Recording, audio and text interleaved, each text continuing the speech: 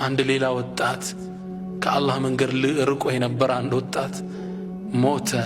ጀናዛውን ላጥበው ተቀረበልኝ ይላሉ ሰውየው ሲናገሩ። ማጠብ ጀመርኩ። እያጠብኩት አካሉ እየጠቆረ ይሄድ ነበር። አላህ ይጠብቀን ያ አላህ። ከዛም ይላሉ ሰውየው አጥቤው ስጨርስ እንዳለ ሙሉ አካሉ ድፍን ጥቁር ሆነ ይላል። አላህ ይጠብቀን።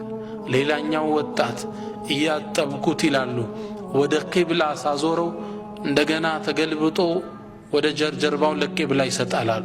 እንዲህ ሳዞረው እንዲገለበጥብኛል። ሞቷል እኮ። በጣም ተደናገጥኩ። ቶሎ አጠብኩትና ወደ ቀብር ወሰድነው። ቀብር ውስጥ ማስገብተን ወደ ቂብላ ስናዞረው አሁንም ከቂብላ ፊቱን አዞረ ይላሉ።